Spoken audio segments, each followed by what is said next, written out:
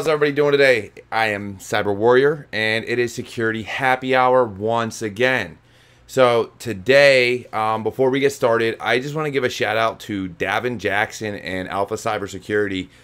Please help this man out. He's doing a lot of good things for the community, putting out a lot of great information, and go ahead and check out his merch shop too. I'm actually going to go buy me some shirts here shortly.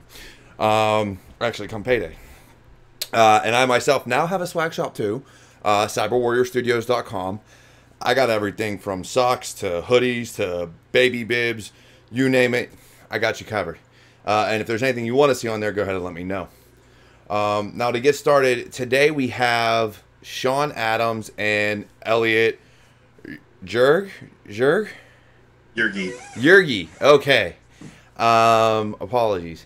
So what I'm going to do is I'm going to let them introduce themselves. I try to switch it up every once in a while on how we run it, but it's going to follow the same concept of more freeform. So to get started, Sean, why don't you go ahead and tell us, where you, how you got into cybersecurity or how you're trying to get into cybersecurity, where you're at now, and kind of your, I'd say, immediate goals or near goals are? Absolutely. I started out actually in project management, software development, and have got kind of shoehorned into doing some compliance stuff, and that led to vulnerability scanning, which has then grown into penetration testing. So I've been actually penetration testing probably for about a year and a half at a very junior level. I'm pretty lucky to be to have a guy who's super experienced on the team who's kind of bringing us along. And that's kind of where I am on journey. My kind of immediate goals. I am studying for the OSCP. I tried it the first time, did not go well, and so here's the second time. So nice. All right, so your basically near term goal is to get that OSCP and kind of continue on down the path of pen testing and OSCP and everything that entails. Absolutely. Nice. All right. So Elliot, why don't you give us a rundown? What got you into cybersecurity, or kind of, same concept. Let's do the intro and where you're at now and where you want to go. Yeah, for sure. So I've always loved computers, always loved everything, kind of how they work, what makes them run, as well as I always had a love for like video games and stuff like that when I was younger. I'm actually a recent college graduate about a year ago with my bachelor's, and ever since graduating, I've wanted to do something in cybersecurity. So I kind of started out doing some help desk jobs, and then I transitioned to more of a systems administrator role for a little bit. And right now I'm currently a security administrator for a small MSP. And I kind of do a lot of things dealing with Office 365 securities and Azure security, as well as like general security training, general security policies and stuff like that. I have some certifications from CompTIA and Microsoft. Kind of my goal most recently is kind of to find something that's a lot more 100% security focused, as well as kind of obtaining some more direct hands-on experience in the field. So with that, do you have a certain aspect of security that you would prefer more? So like Sean is really, like you said, he wants to be a pen tester and do more on the offensive side. Would you prefer more to be more blue team and, analyst, engineer type world? Or do you ever want to do the offensive side, or kind of what are you looking at there? Because that really changes the aspect of your training and prospective job offers that you look at is really what would pique your interest. Yeah, for sure. I think for right now, I'm definitely a lot more interested in like the blue team side of things, specifically with incident response. Kind of the whole process of, there's a ransomware attack, going from A to Z. How do you contain that? How do you get the company back up and running from the worst state they've ever had to kind of remediating that and kind of helping them prevent that from happening again? Nice. Yeah, IR is a good field. There's a lot of, especially with COVID and everything else going on right now, the elections, people are really taking advantage of that. And especially over the past few months with ransomware, due to email phishing and whatever the case may be, to inject ransomware into networks. I mean, I myself have seen it on several, and there's always a reason. 9 times out of 10, it's somebody clicked a phishing email or opened a file that they shouldn't have opened on a website. So Definitely, incident response is huge, and we need more people that understand it, especially when it comes to building policy. So not only doing the response, but understanding the policy behind it, because you're always, you always got to understand, like, what's the next level. All right, how do we go through those steps? Honestly, I picked up a book because I got to build an incident response policy myself. I ain't gonna lie, applied incident response. And look, I don't do ads. I just buy a bunch of books and read them and figure out what I like. This one right here, awesome book so far. And so far I'm reading that because, like I said, I got to build a policy myself and want to get a better understanding of the entire framework. So even though I've done things like incident handling through SANS and, you know, I've been in the field long enough to understand policy and procedure, there's still more to learn. There's always more to learn and more that you can figure out when it comes to doing that containment. So definitely glad you're getting into IR because there's so much that we can do in that realm of security that honestly I don't think I've touched on much. So it'd be nice to finally touch on some of those because I haven't done it. I'm gonna have to figure some videos out for that one. Now with that though, like I said, we have a lot of training that can be done both offensive and IR. I was talking to a buddy of mine and actually, I had him on this show for my live episode, Tyrone Wilson from Cover 6 Solutions. And we were discussing because he offers pen test prep and a few other courses through Cover 6 down in the DMV area, in the DC area. And my discussion with him was more around the realm of being able to do a job. So one of the things I've really been considering, and yeah, you can see the wall behind me. I have a ton of certs, but certifications mean little to nothing if you can't do the job, right? So do we see too much certification training and not enough job training, whether it's getting into the field or when you're on the job or whatever the case may be? Is everything just always geared towards get this certification so that we can sell you that you're able to do this job, instead of, hey, let's teach you better how to do the job so that you can do the job? You understand what I'm saying? Yeah, I think definitely, for sure. I think from what I've seen, just in my short time, you'll hear a lot of HR filter certifications. So you get driven to go do those first, and then you don't get as much value. May not get as much value out of having that on-the-job training to apply it. I think it's why I want to do the OSCP with the hands-on part of that training. Yeah, for sure. And Elliot, I mean, as far as, look, I'm not gonna lie, the SANS instructors do the job. Unfortunately, their prices are through the roof for their trainings. Let's be honest, it's like $8,000, $9,000. Yeah. Especially when it includes the certification voucher. But I will vouch for their instructors. I've been through 5 of their courses, and they're amazing. They do the job every single day, so they really know what they're talking about. And they're not necessarily teaching you how to pass their certification. The knowledge they're teaching you can be used not only to pass the certification, but do the job. So I think that's one of the reasons I appreciate SANS, is because it's meant for businesses to pay for their employees to learn the job better. It's not meant to certify you in such a way that you can go out and get it and get a job. It's meant for businesses as a way to train them. At least that's my viewpoint on it, because of their pricing model. And that's just, my understanding of when something's 8, 9, 10 grand. Very rarely can an individual pay that out of pocket. Now,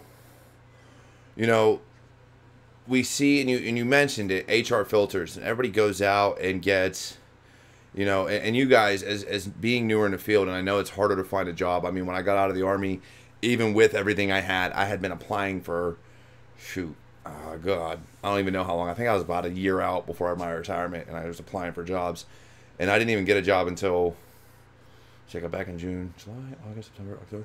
4 months later, I started my first job after I retired out of the Army, but that was applying for jobs for probably a solid year and doing interviews and everything else like that. So even with certifications, it can be difficult to get past those filters. But the basic certifications like Security Plus, like CEH, sometimes I think, and guys, please correct me if I'm wrong, as you guys have recently been applying for jobs or looking for, or newer to the field and done it more recently than I have. You know, do we feel that those jobs are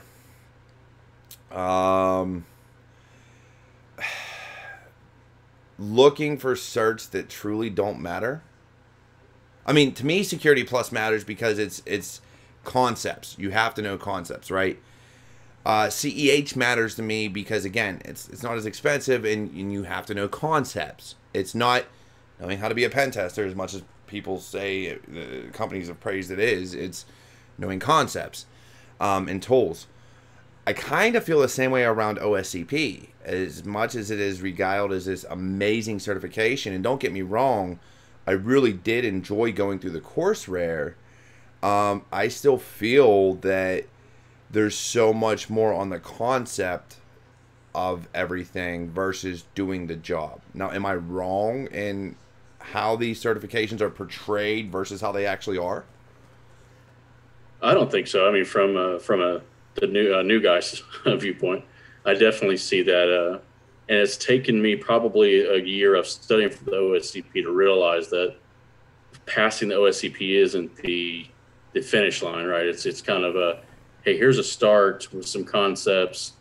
You're going to go do some boxes to learn how to apply some of those concepts, but really you're going to rely on the forums to say, hey, you know, I need a nudge here, I need a nudge there. And that's what I've gotten a lot of value from in that journey is learning what, because you don't know what you don't know, right? Like you Exactly. have to know the question to ask before you can ask them. And I think that's what the OSCP for me has been good to do. Just like the security, when I passed that, it was good to get the terminology down. Yeah. So Elliot, I mean, trying to get into IR. There's I don't know other than Security Blue Team who's touched on IR, and volatility and things like that. In further certifications, I'm sure they'll do more with it when they hit their other levels. I don't know of any incident response training you can really do. Do you foresee that being a problem going forward? Because now you don't have a certification unless your company, you know, a company you're working for is willing to pay for SANS. You don't have a certification that says, hey, I can do IR. Yeah, that's definitely a problem I've run into a little bit. Because like you said, like the SANS certifications, the GCIH, like I can't pay, like most people can't throw that $8,000, $9,000 at a cert without some sort of company reimbursement. Right. But I think it's one of those things of the way I view it, the more experiences I can tell, the more incidents I do respond to, is something that kind of increases that marketability rather than, the certs kind of go through that HR filter. Then once those interviews are obtained, I can actually share these stories of, right, I did this and able to actually prove those skills to, the recruiter, the hiring manager, whoever I'm talking to. Right, and I think and being in the military, so they have a regulation or policy, whatever you want to call it.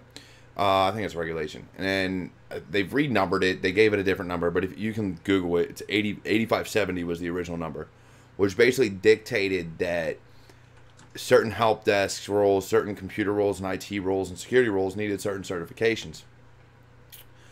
And I saw that as a devalue to the certification, because what I saw was a bunch of people that didn't know their job go through boot camps, get certified, and they got certified to pass the test, not to know the job. Now, again, that comes down to like someone like myself who was a non-commissioned officer in the U.S. Army and in the Air Force to do the training and train, these military members, the younger guys. But still, if you're going to get certified and you're going to put that on your resume, you should be able to speak to it. And there's a lot of things that I put on my resume and I can speak to, I can talk to, and the more I do the job, the better I'm going to get.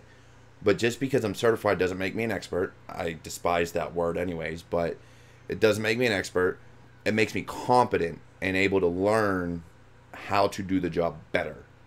And I think, Elliot, you hit the nail on the head that we use certifications right now are solely to bypass HR filters. that experience of being able to say, hey, I've done this incident, I've been able to do this for this company, or even if you don't put a company on there, just saying I've been able to do X, Y, and Z, will really help you in the long term for once you get that sit down interview. But to your point, it's getting past that HR filter.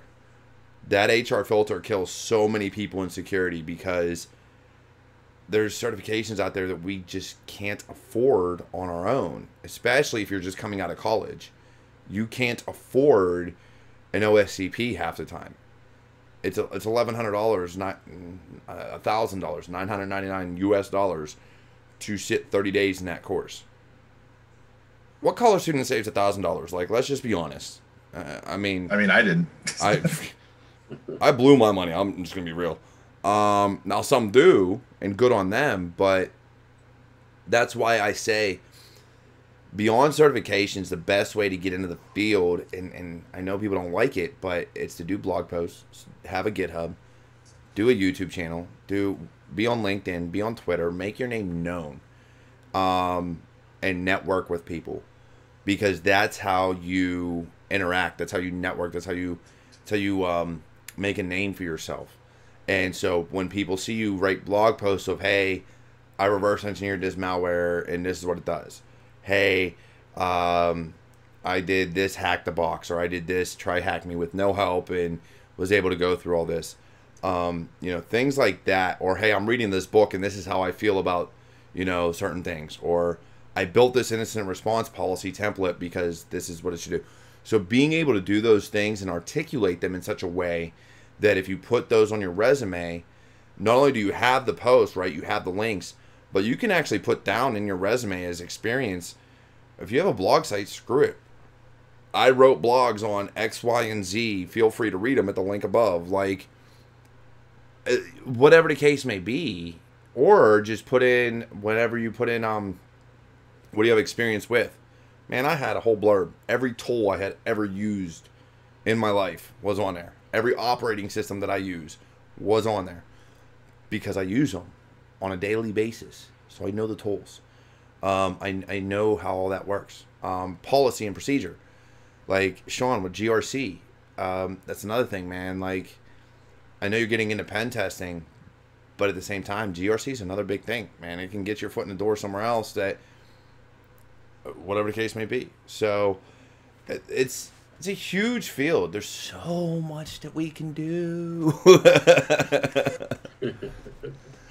So, yeah, man, I definitely, I think you guys have a lot of potential. I mean, at least you're showing the willingness to go out there and learn and grow and work with other people and learn from other people.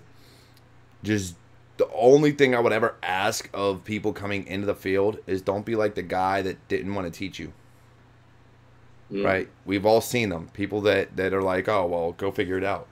You can go figure it out, but, dude, I'm kind of lost. Like, what am I looking for? I don't necessarily understand the concept. Can you at least help me understand the concept? Some people learn by being shown, not by reading. Some people are hands-on. Give me a lab to do so I can learn it. So we have to understand each other, and we have to incorporate everybody in that environment. So yeah, as people new to the as people new to the field, don't become the gatekeeper. Don't become that guy. That guy's a bad guy. And girl. There's girls out there that do the same thing. Don't be them. Be the ones that are always willing to help, because you know how hard it was to get in. So do better. But yeah, so other than that, man, what are you guys seeing in the field? What are you guys seeing as up and coming, as being new? What's intriguing you lately as far as what's going on?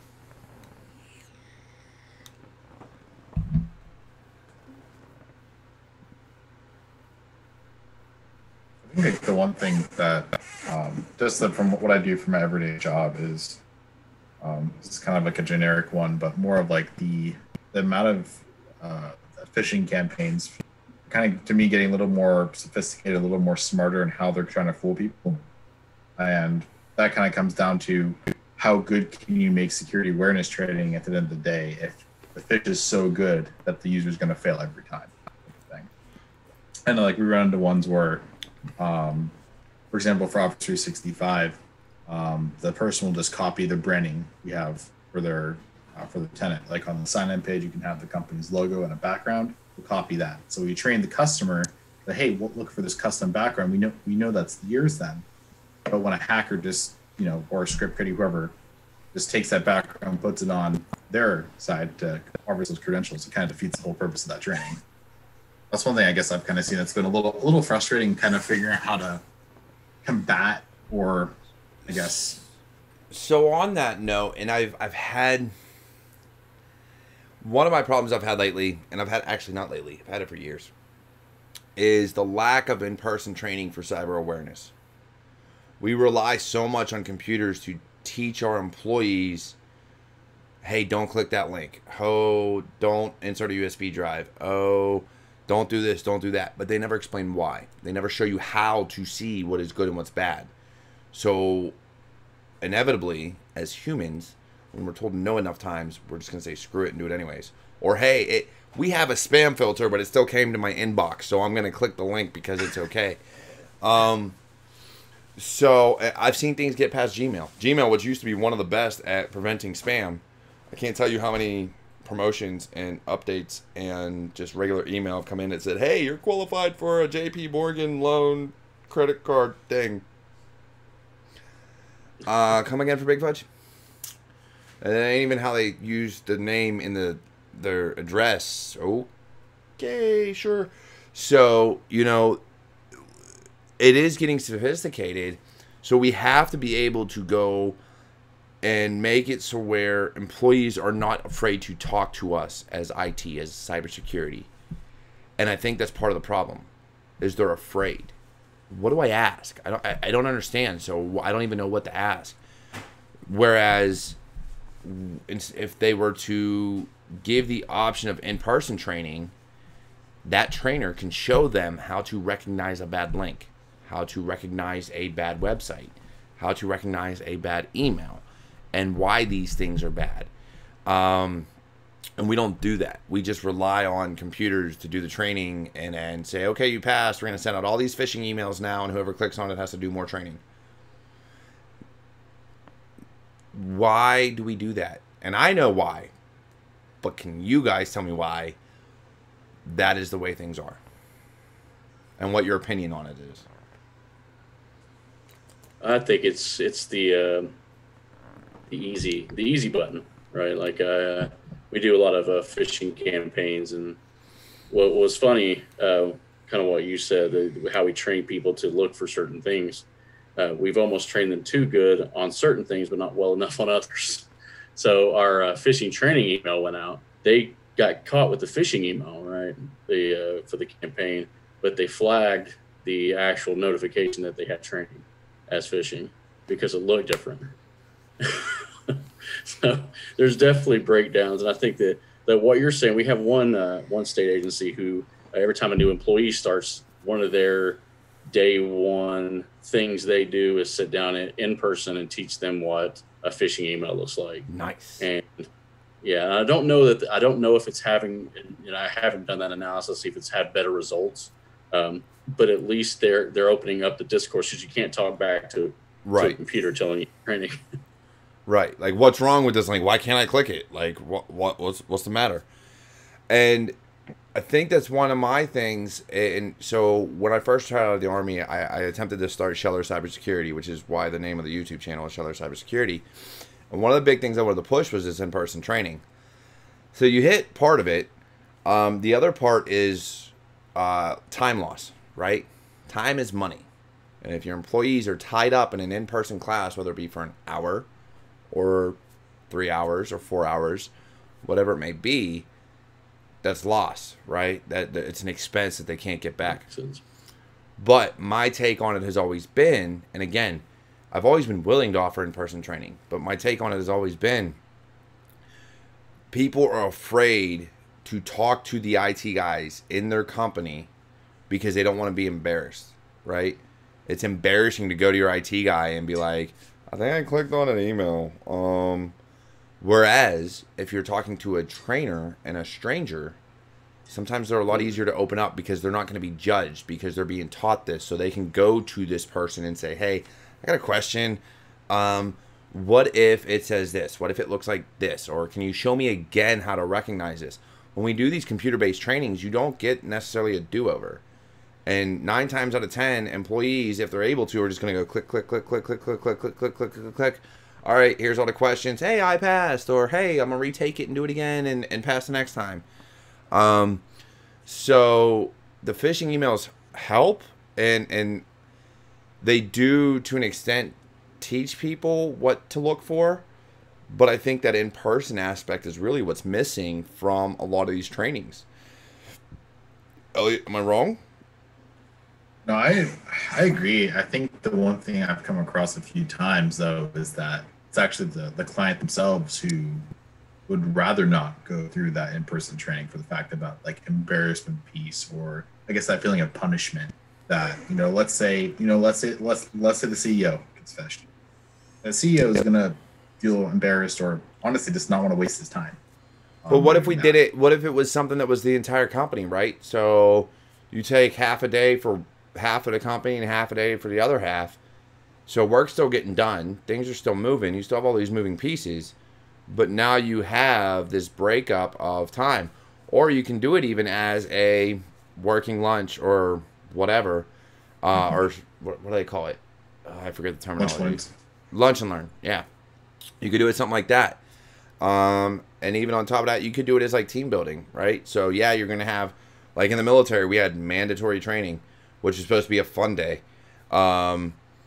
So you have, part of the day is training, but then the other part is fun. So you can split those groups, and as long as everybody registers for the training, you can have team building exercises or a team building get together at a hotel or a bar or a restaurant or wherever the case may be to do these things.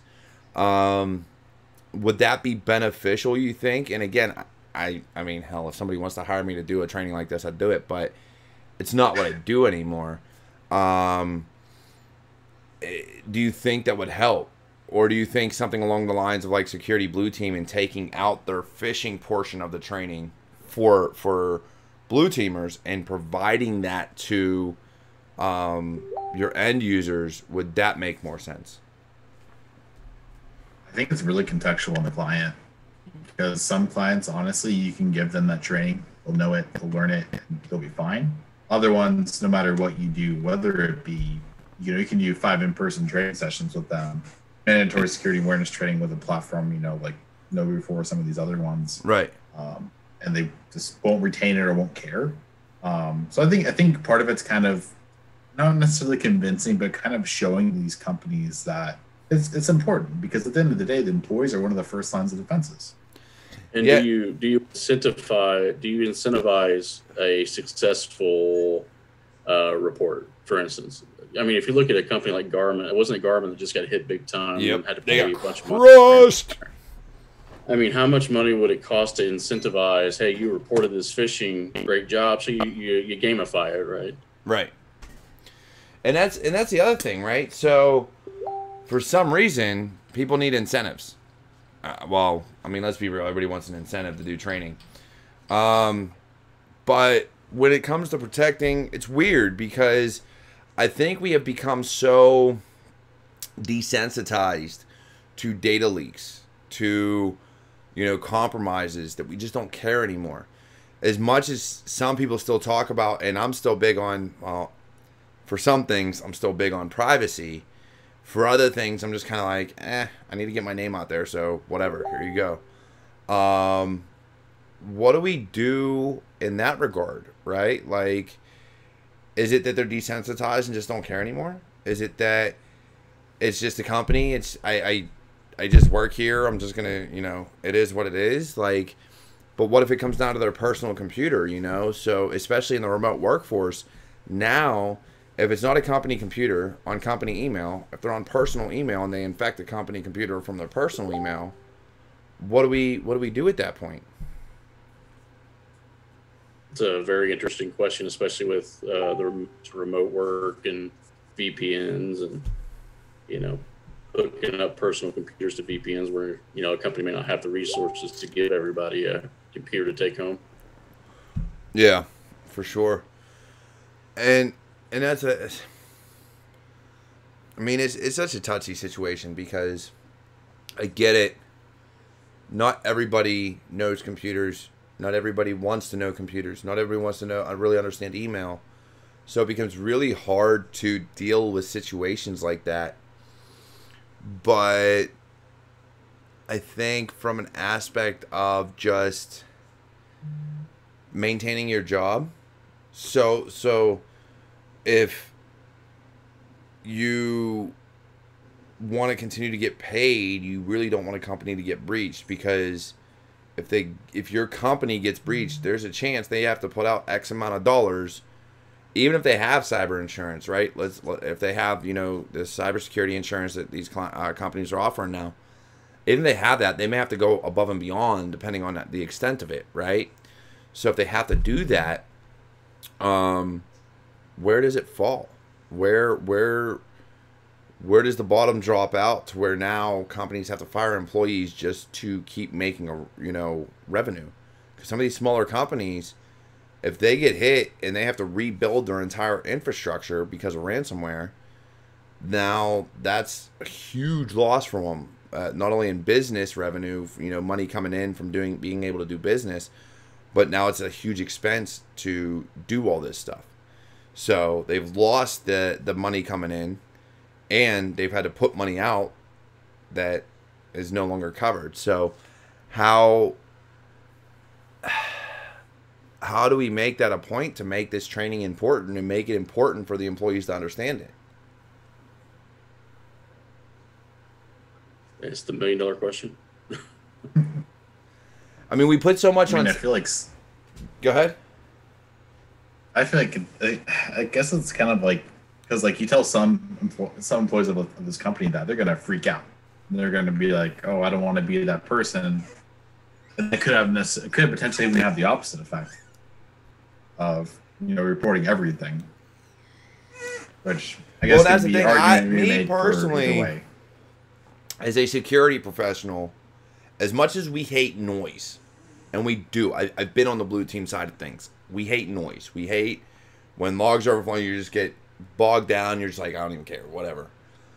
But I think I would much rather prefer every email get flagged than you do something stupid. You know what I mean? So yeah, you can end up on opposite sides of the spectrum of that and not really get anywhere. You either end up overloaded or you end up with somebody who ends up allowing a breach inside the company. So yeah, it can be difficult. I mean, it's a hard topic because of the fact that we have so many companies out there like KnowBe4, like FishMe, that are great companies in what they do, but so many people rely on computer-based training and never offer that in-person aspect at all. That's their sole thing is computer-based. Oh, you failed the phishing attempt. Take this computer-based training again. They didn't learn the first time. What makes you think they're going to learn the second or third? They don't care. So, I mean, I'm all for incentivizing it, but where does it come down to now? You're going to be a risk to the company. So now that person is a risk, right?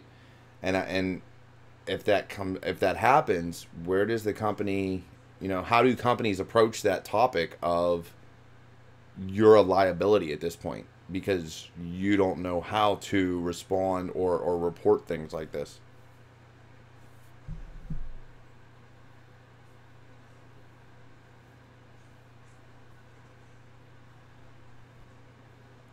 Man, y'all all look stumped. It's a tough question though, because what do you do? Like, we could sit there and patch things all day, but not every patch, not everybody follows. If you catch a phishing email in between a patch schedule, right now you're kind of SOL because maybe somebody came in and behind your schedule and now infected the system and that computer doesn't get updated. So you've got hit with ransomware across the board. Is it... Right, get your creds. Yeah, like, do we put that on... Everybody wants to put the blame on security and, oh, well, you should have done this, you should have done that. When, in reality, you have employees that just aren't trained, aren't getting the training or understanding the training. And how do we fix that? How do we get people to really understand how important it is to pay attention to these things? Yeah, I think that question's going to get even harder to answer as we're inundated on the news with this breach and that breach, and it just becomes an everyday thing. And people have a tendency to pay less attention as they get used to hearing about something. So it's a good question. And how often do you train them, for that matter? Yeah, I mean, things change. Let's be real. Phishing emails can be extremely sophisticated. I know if Netflix doesn't stop emailing me, I'm going to have to give them a call. I looked at my iPhone. Apparently, it's not called Netflix no more. Yeah. I ain't even playing. I was going through my notifications, trying to fix them. And let me see, because this is funny. I know we're talking about something important, but now that you bring up Netflix, what did they call it? Oh, where'd it go? Did they change it? Did they fix the name on it? Oh, they fixed the name on it. Oh no, it wasn't notification. It was.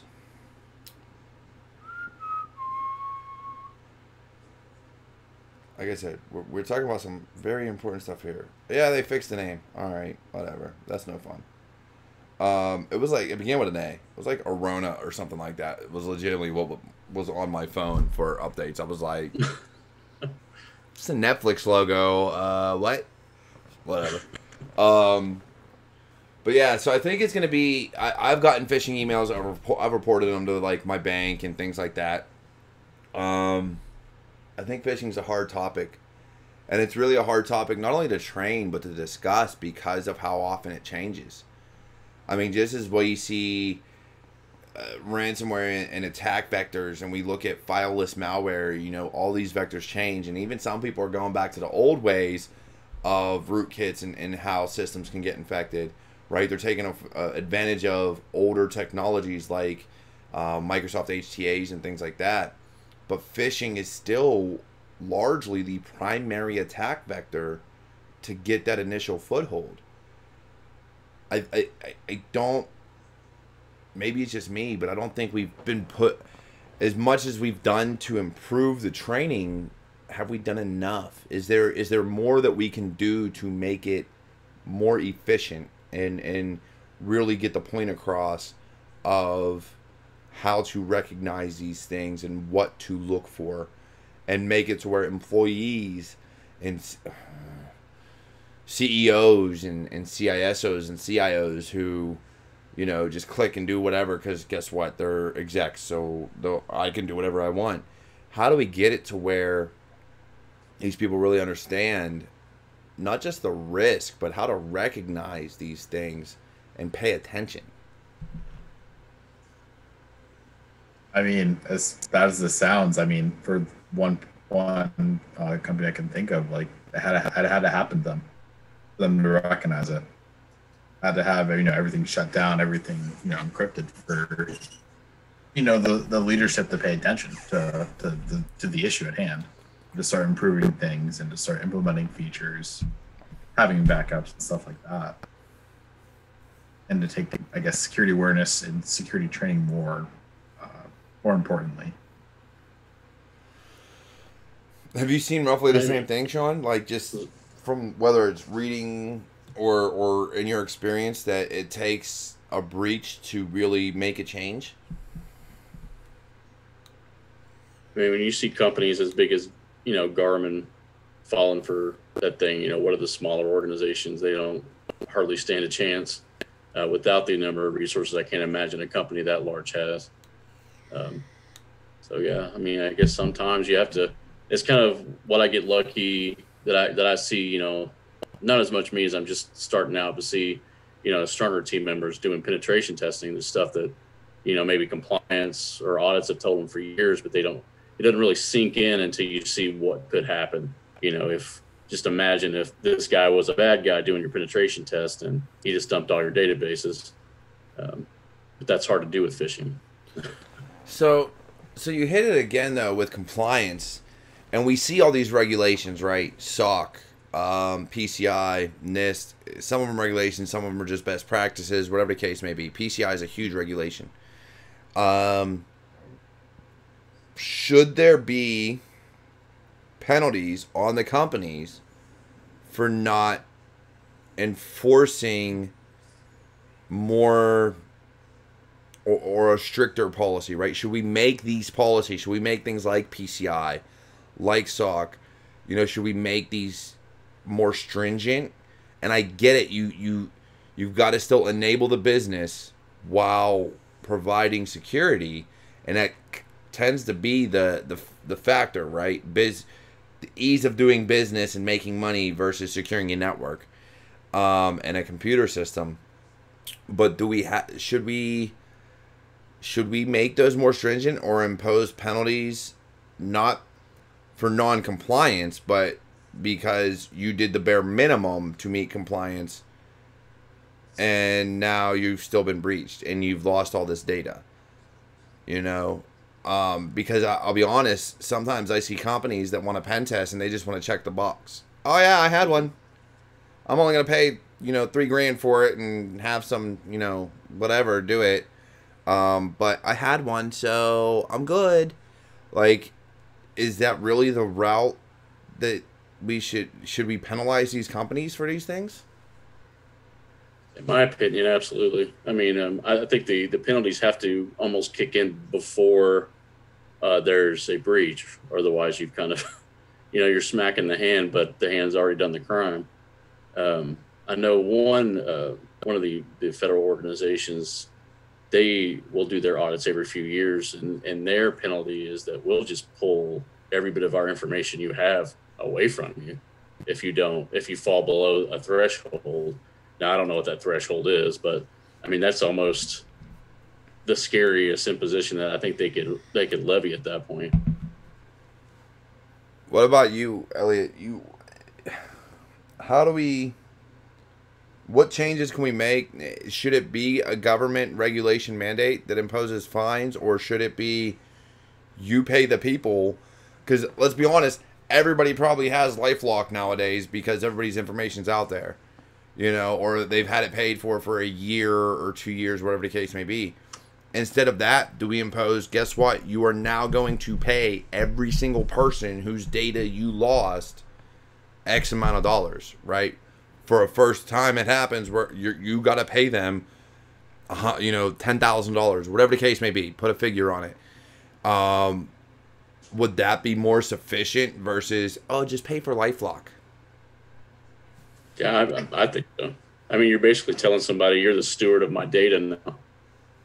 Yeah, I should get something if you lose it all, and now I'm at risk for the next decade. Even if you tell me something bad's happened with my identity, by that point it's already too late, and I have to put all the work in to fix it.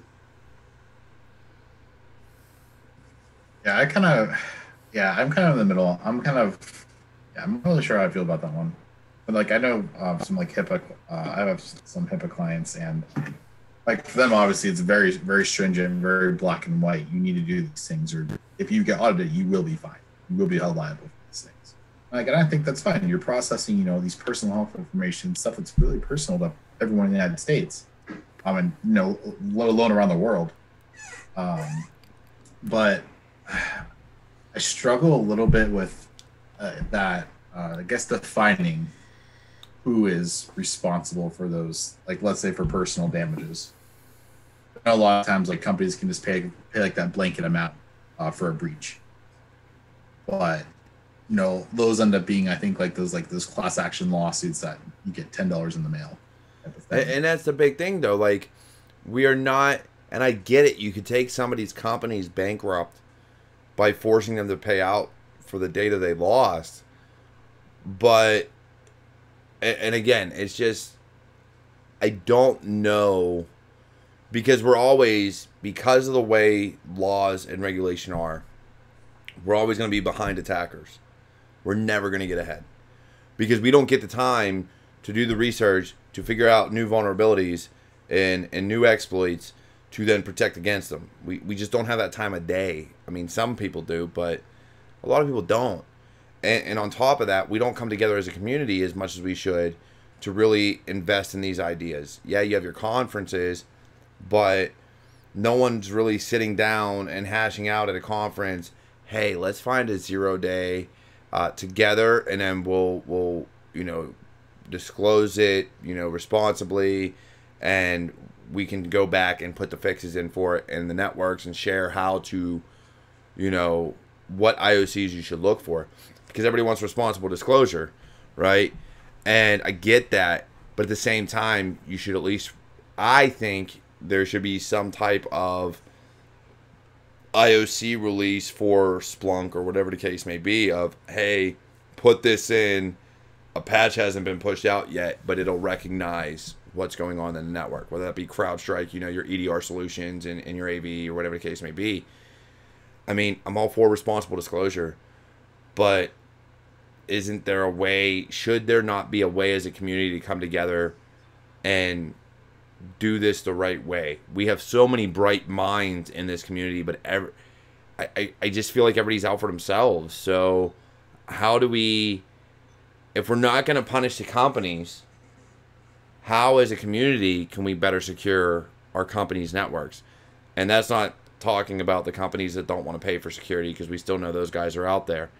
But the ones that do, how do we better secure it when we're behind? We're relying on tolls. We're relying on SIM and EDR and MDR to do a job instead of being able to recognize it ourselves because we don't have the time of day to do the research on it. What if you also educated the everyday user? So many times I see on Facebook, you'll see these disclaim posts. I'm posting this to tell Facebook they have no right to use my name or blah, blah, blah, which is completely, you've already signed up for that. So it's you know what I mean? So it's an education problem from the user perspective where they don't even realize what they're giving up. Is there a way to even educate that base a little bit more somehow? Yeah, and I think that's another big thing. I usually laugh at those. I ain't gonna lie. I see that go up at least once a year. Those posts make their rounds. But I don't know. I mean, it's hard because we see so much in phishing and privacy and companies that the whole spectrum of security is so overwhelmed with offensive measures that we have to protect against. And honestly, as to blue team, compliance and now getting into pen testing and then incident response, just having the different aspects, like what can we do better? Whether it's as a community coming together, whether it's as training, what can we do better to really protect these companies that we're charged with protecting? And I think stuff like IOC sharing and stuff like that could always be better. I mean, there's platforms out there for like threat intelligence sharing, but there's always room for improvement. Having more visibility between these, between all these different fields, red team versus blue team, purple team, or whatever color you want to call it, and kind of just, for example, if someone finds a 0 day in their environment, finds some IOCs of something that no one knows about, the faster you share that, the faster you are able to disclose that to other security professionals, the more likelihood you'll be able to protect those other companies. But with responsible disclosure, does that put a stop on that?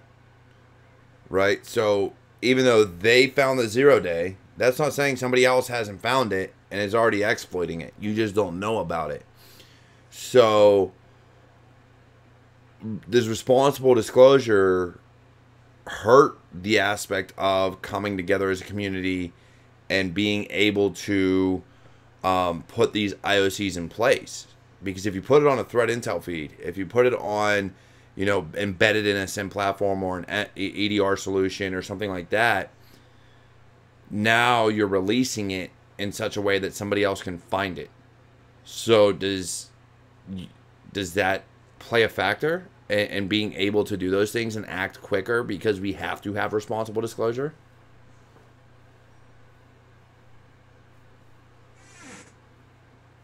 Yeah, I mean, how do you just disclose responsibly with that, without letting the bad guys who will take advantage of it know? Also, unless And you that's keep kind it. of the problem. Like, I'm all for responsible disclosure to the extent of don't post this, this shit on GitHub and say, hey, I found this and they didn't fix it or whatever.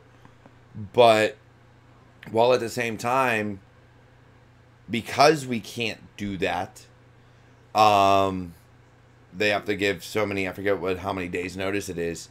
And I think it depends on company, but I think it's like 60 days or something, generally.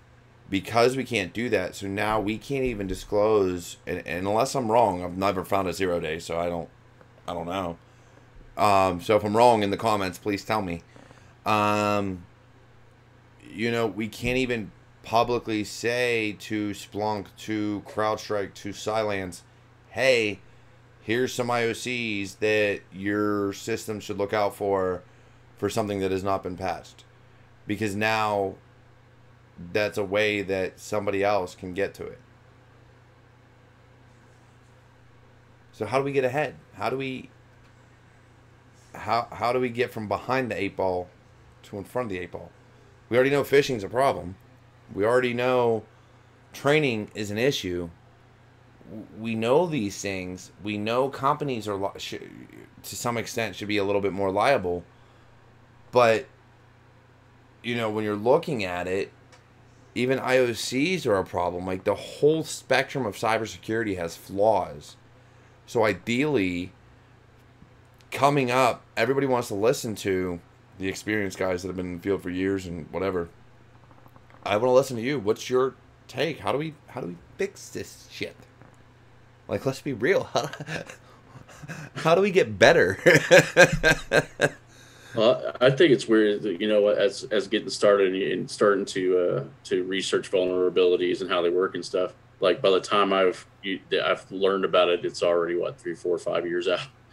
So, yeah, I mean, you still see that to this day. MS086067 is still in 90% of the pen test trainings you do. Because they'll put out an XP box or an older box still vulnerable to it. And I'm like, hey, this is how you use Metasploit, and you can exploit this, and it's great. Yeah, but that's how old now? I mean, I get it. I get it. Companies still use XP.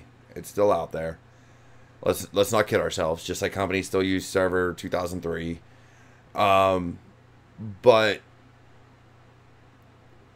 is the outdated training part of the problem on our side? Right, as security professionals, is training that's behind the curve, like a year out, 2 years out, sometimes 10 years out. Is that part of the problem as well? or how about the poor blue team guys who were, their training is right along the same lines, and they're trying to figure out, what am I going to see tomorrow that just came out 2 days ago? Yeah, I can't even imagine.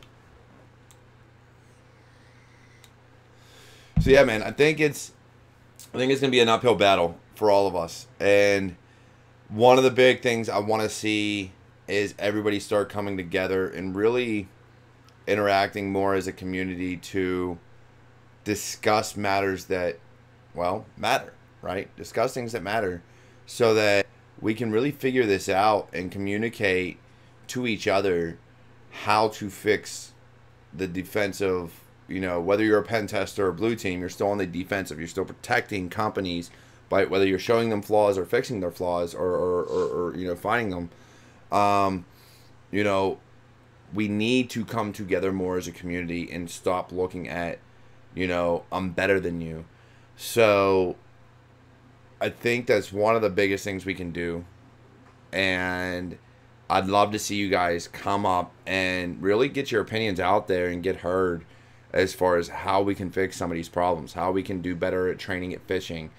Should we change some of these policies and regulations to address the issues at hand? And again, like you said, Elliot, HIPAA is really strict, but is there enough penalization for some of the hospitals that have been hit with ransomware? I'm going to pay, like I said, you're going to pay LifeLock for a year for 10,000 people.